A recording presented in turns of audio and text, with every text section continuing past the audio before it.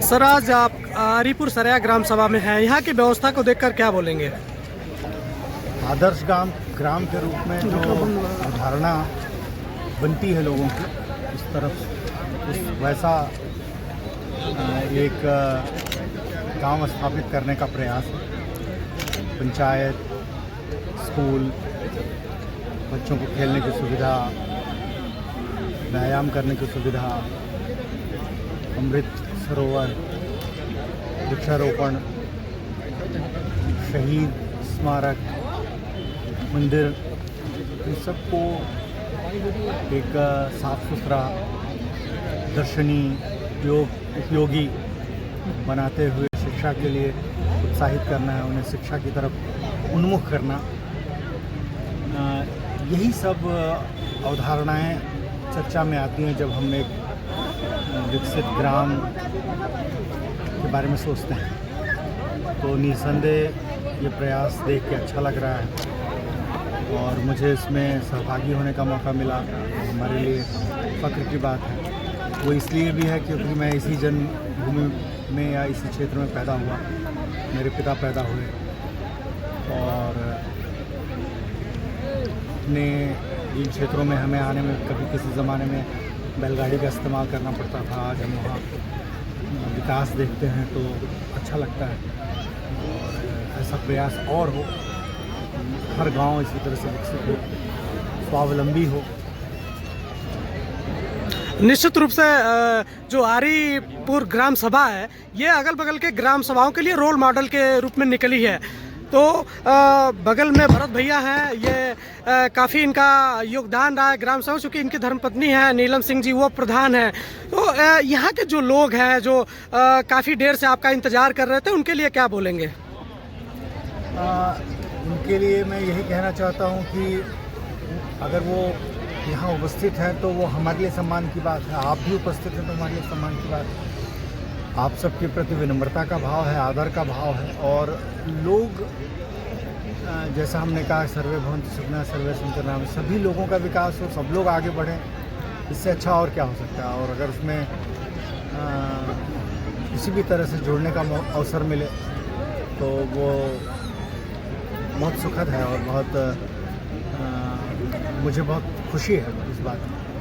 भारत सरकार में एक बड़े पद पे हैं, वन विभाग से रिलेटेड हैं।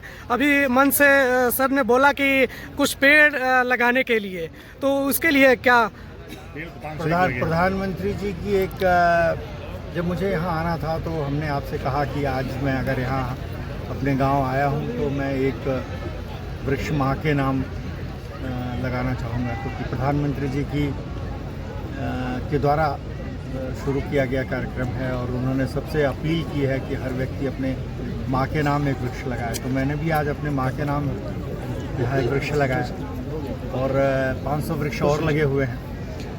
और वृक्ष और अमृत सरोवर दो बहुत महत्वपूर्ण कार्यक्रम हैं जो प्रधानमंत्री जी के लिए, दोनों ही यहाँ पे बहुत अच्छे ढंग से उसका क्रियान्वयन हुआ है। आप देख सकते हैं बगल में ये जो तालाब है आपका, वो भी जब मैं करीब 2 साल पहले आया था तो इसमें पानी नहीं था, तो पानी की व्यवस्था रहे और पेड़ यहाँ लगाए गए। और आज हमने भी माँ के नाम एक वृक्ष का रोपण, आम का वृक्ष लगाया है।